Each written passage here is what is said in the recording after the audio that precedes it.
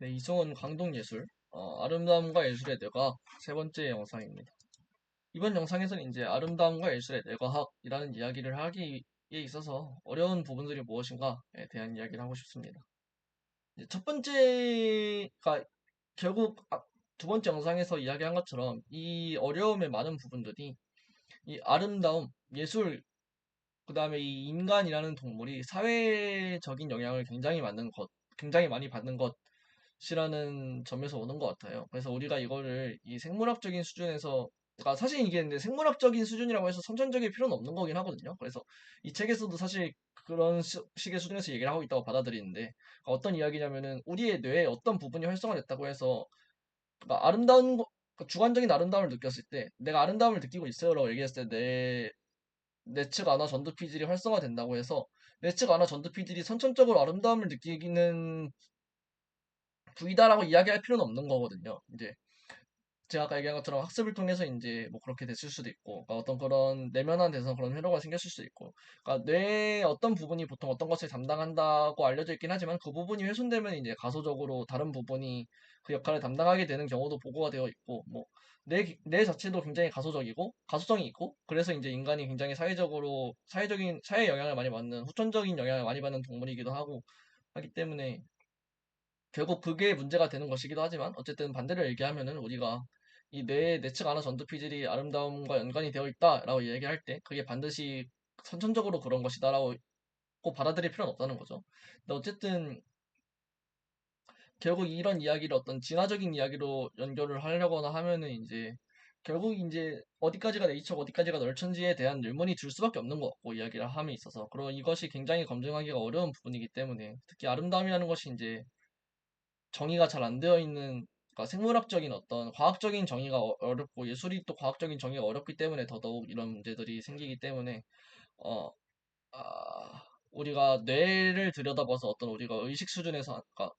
우리의 의식 수준에서 약간 철학적으로 그냥 사회문화적으로 일상적으로 쓰는 어떤 단어들, 개념들, 우리가 받는 느낌들, 우리의 의식에서 일어나는 일들에 대해서 이야기를 할 때 그걸 생물학적인 수준으로 확인해서 이야기하기가 굉장히 어렵다라고 생각을 하고 있습니다. 근데 이게 이제 첫 번째 가장 큰 이유라고 생각이 되고요. 이게 두 번째는 아까 잠깐 얘기를 했는데, 이 아름다움과 예술이라는 것이 과학적 정의가 굉장히 어려운 개념들이라고 저는 생각을 하고 있어요. 이제 첫 번째 이유는 이 책에서 얘기한 것처럼 굉장히 주관적인 개념이기 때문이라고도 생각이 들고요. 그다음에 우리가 예술이라는 것도 굉장히 저는 이 많은 것들을 뭉뚱그리고 있다고 생각을 하거든요. 이제 저희가 서양 미술사에서 봤던 최초의 이집트 미술이나 이런 것들은 사실 예술이라고 우리가 부르곤 있지만, 어떤 우리가 흔히 생각하는 예술적인 예술가들이 하는 목적이 있어서 만든 것이 아니고, 약간 뭐 그냥 공장에서 베개 만들듯이, 이불 만들듯이, 침대 만들듯이, 의자 만들듯이 어떤 진짜 실용적인 목적을 가지고 양식에 따라서 찍어낸다기보다 이제 그려내는 혹은 파내는 경우가 많았고, 근데 이제 그것들을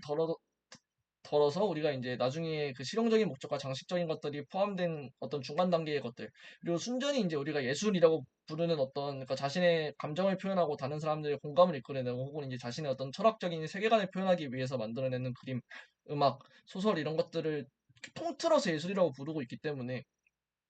예술이 무엇인가에 대해서 정의하기가 어려운 느낌이 있다고 생각해요. 그래서 이제 사람들이 뭐 어떤 특정 시대의 사람들은 이 예술에 미가 있어야 된다라고 주장을 하기도 했고, 어떤 사람들은 이제 뭐 예술은 그런 게 아니고, 이제 톨스토이 같은 경우에는 이제 뭐 어떤 목적이 있어서 이제 자신의 세계관을 표현하기 위해서 만들어내는 것이 예술을 얘기를 하기도 했고 해서, 이제 예술이 뭔지에 대해서 얘기가 점점 굉장히 어려운 것 같고요. 그 다음에 이제 예술이 가지고 있는 어떤 특징으로서 우리가 미를 정의하고 있는 것 같기도 한데, 근데 이제 미가 꼭 예술에 국한되는 것이지는 않단 말이죠. 그러니까 이 둘 사이에 이제 뭔가 어떤 순환성이라는 것도 있는 것 같고요. 사실 많은 여기서 나오는, 그러니까 사실 이 어떤 단어의 정의나 이런 것들이, 사회문화적인 단어의 정의 같은 것들이 굉장히 순환적으로 정의가 되어 있는 경우가 많거든요. 근데 이제 그 순환성을 깨는 것은 사실 우리가 사회적으로 어떤 공유하고 있는 인식에서 오는 것인데, 그러니까 우리가 아름다움이라고 했을 때 꽃이나 뭐 예쁜 사람을 보면은 예쁜 사람이 가지고 있는 것이 아름다움이고, 뭐가 가지고 있는 것이 아름다움이고, 이런 식으로 이제 우리가 공통적으로 가지고 있는 경험을 기반으로 아름다움이라고 정의를 하고 있는데, 이것을 이제 실제로 우리가 실험이나 어떤 과학적인 목적으로 쓸 수 있는 객관적인 정의로 바꾸려고 하다 보니까,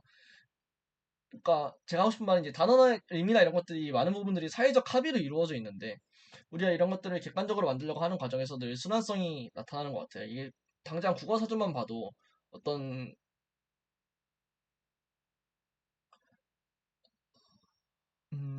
지금 뭐 이제 이렇게 갑자기 생각하니까 또 생각이 안 나는데 이제 뭐 예를 들어서 애정이라는 단어를 이제 뭐 사랑을 하거나 뭐 정을 가지는 것 이렇게 정의를 한다면 사랑이라는 것은 어떤 것에 애정을 가지는 것 이런 식으로 이제 약간 순환적으로 사전에 의미가 기재되어 있는 단어들도 굉장히 왕왕 있고 그러니까 A라는 단어를 설명할 때 B가 들어가는데 B라는 단어를 설명할 때 A가 들어가는 거죠. 이런 식으로 정의되어 있는 경우가 많이 있고 근데 그럼에도 우리가 단어가 무엇인지 그러니까 단어의 의미가 무엇인지 잘 알고 있는 것은 우리의 어떤 생물학적인 기반에서 오고 있는 경험을 이제 공유할 수 있고 그다음에 거기서 통해서 사회적 합의를 통해서 아 사랑이라는 것은 이런 거지라고 우리가 얼추 느낌으로써 알고 있기 때문에 그런 얘기가 되는 것인데 아름다움이 그것의 대표적인 이하라고 저는 생각을 하고 있고 근데 이제 그거를 우리가 학문에 쓸 수 있는 것으로 어떤 정의를 하려고 하다 보니까 그냥 단어나 이런 것들로 먼저 정의를 하기는 어렵고 그래서 이제 생물학적인 것을 들여다보면서 이제 우리가 아름다움이라고 하는 것들이 무엇인지 좀 모아놓고 공통적으로 무슨 일이 일어나는지를 한번 보자라고 하는 것이 이 책에서 얘기하는 신경미학이 하는 일인데 그런 것들을 이야기하다 보니까 이제 결국 아름다움이라는 것이 어떤 실체가 없고 그냥 우리가 보통 아름답다라고 얘기하는 것들을 어쨌든 대충 모아놓고 그것들을 보는 건데 그 모아놓을 수 있는 것들도 사실 굉장히 주관적인 것들이고 그 다음에 그렇게 하다 보면 이 아름다운 것이라는 것이 실제로 우리 몸에서 어떤 일이 일어나서 그런 일이 생기는 건지 그냥 아니면은 우리가 아름답다라고 이제 머릿속으로 생각하고 있는 것들을 볼 때 몸에서 그런 일이 일어나는 건지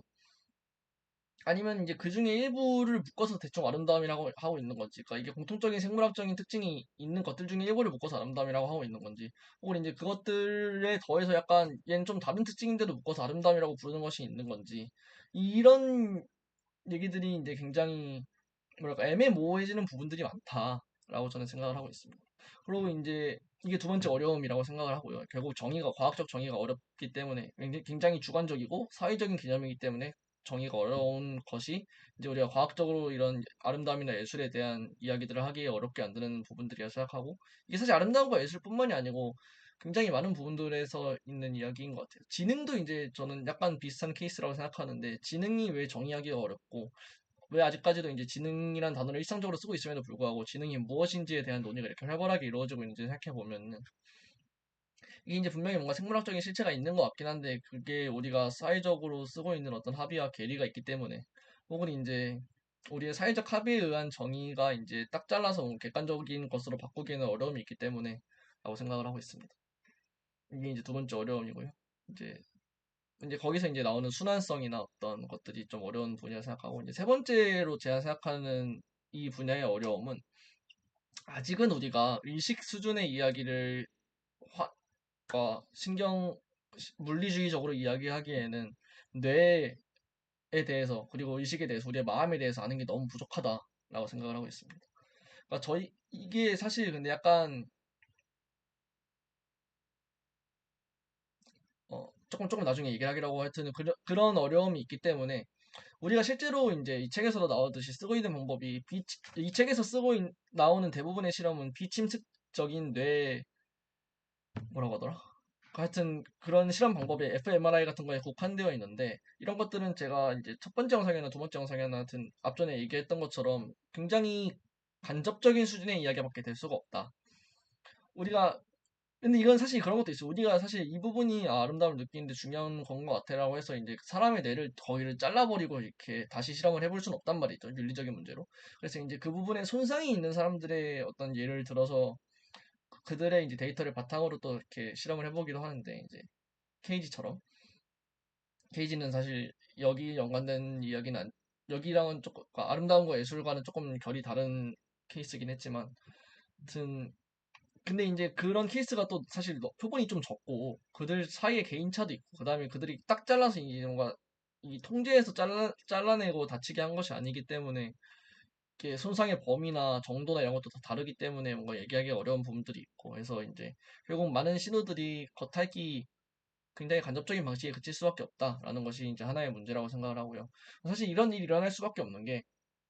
우리가 아직은 이 뇌에 대해서 아까 말한 것처럼 결국 처음에 얘기한 것처럼 뇌에 대해서 아는 게 적어서 생기는 문제라고 생각을 하거든요. 근데 이제 이게 아까 무슨 얘기를 하려고 했냐면은 이게 사실 인간의 어떤 뭔가 이 자아가 비대한 특징에서 오는 걸 수도 있어요. 저희가 이제 의식이라는 것을 이제 옛날엔 영혼 이런 것과 결부시켜서 생각하게 됐는데 굉장히 이게 나만의 특별한 것이라고 생각이 되잖아요. 그러니까 내가 이 세상을 바라보고 이게 지금 내 머릿속에 그려져 있고 내가 머릿속에서 하는 생각들, 내 마음의 목소리 같은 것이 실제로 뭔가 어떤 실체가 있는 특별한 것으로 느껴지고 저는 그리고 개인적으로 어릴 때부터 이 남들 머릿속에도 그러니까 남들도 나처럼 자아가 있다. 그러니까 의식이나 이런 것이 있다라는 거 자체가 굉장히 신기했어요. 사실 이제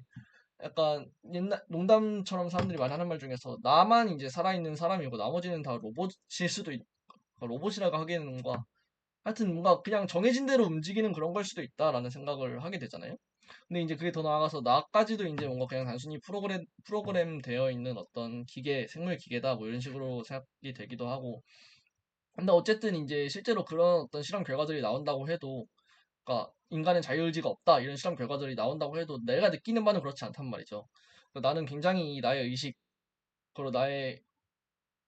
어떤 그러니까 말로 표현하기 그 의식이라는 말이 제일 적당한 것 같아요. 나의 의식이 굉장히 특별하고 뭔가 강력한 것으로 여기고 있기 때문에.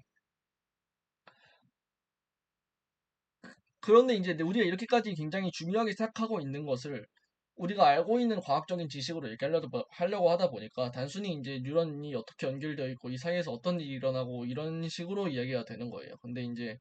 그런 식으로 이게 설명이 된다고 해서, 그러니까 그 의식이랑 그 우리가 물리주의적으로 설명할 수 있는 어떤 우리의 지식이 가지고 있는 수준의 이야기랑 굉장한 괴리감이 있다고 느껴지는 거죠. 근데 이제 어쨌든 과학을 하고 있는 사람으로서 우리의 의식, 우리가 하고 있는 생각이 이 뇌에 있는 어떤 신경들, 혹은 이제 넓게 봐도 우리 몸에서 일어나고 있는 일들에서 생겨나고 있는 것이다라고 생각하는 것이 맞는데, 그럼에도 우리의 의식이 물리적 실체가 있다. 그 물리적 실체가 결국 그 이 뇌에 있는 신경세포들의 구성으로 이루어진다라는 것 자체가 뭔가 어떤 생리적인 본능적인 거부감이 들기가 쉽고, 그리고 실제로 그런지도 아직까지는 저는 더 검증해 볼 필요가 있다고 생각을 하고, 그리고 이런 종류의 얘기를 하다 보면 이제 그러면은 예쁜 꼬마 선충처럼 아주 간단한 이 신경을 가지고 있는 애들은 의식이 없나? 그러니까 의식이라는 것은 어느 단계에서부터 생기나? 동물들도 감정을 느끼지 않나? 얘네도 자유의지라는 게 있나? 결국 인간도 자유의지가, 그러니까 아주 넓게 보면 결국 인간도 자유의지가 없는 예쁜 꼬마 선충과 크게 다르지 않은 어떤 것일 수도 있는 거고요. 혹은 이제 그 사이에 어떤 경계가 있는 것이 인간만이 이제 우리가 생각하는 것처럼 옛날부터 생각했던 것처럼 고차원적인 의식을 가진 영혼이라고 할 만한 것을 가지고 있는 유일한 어떤 종일 수도 있는 거고요. 음, 결국 이제 약간 이런 추상적이고 어떤 조금 철학적이고 형이상학적인 것과 이 우리의 뇌 우리의 몸, 우리의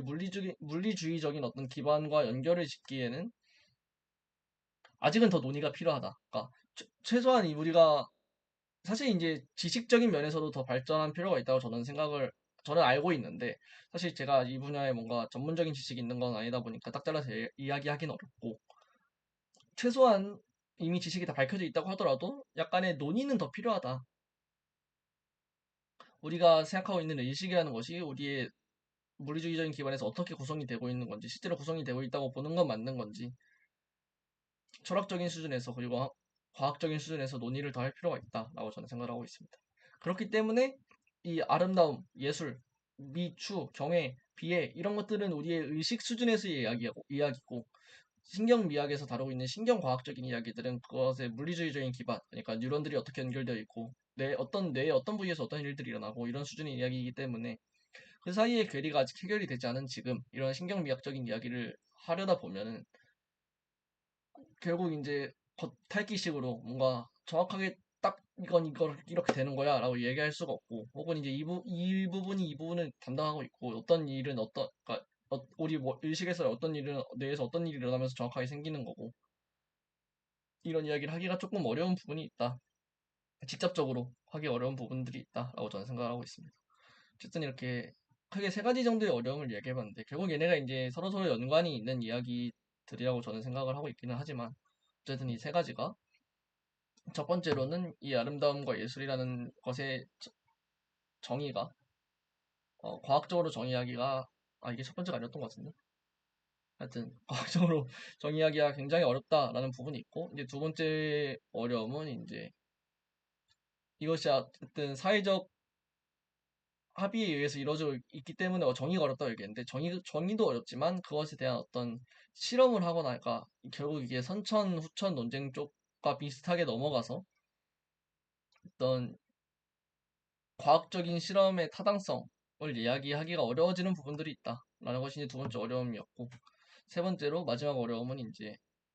우리가 아직은 이 의식과 그것의 물리주의적인 기반에 대한 논의를 충분히 거치지 않은 것 같다라는 어려움이 있는 것 같습니다.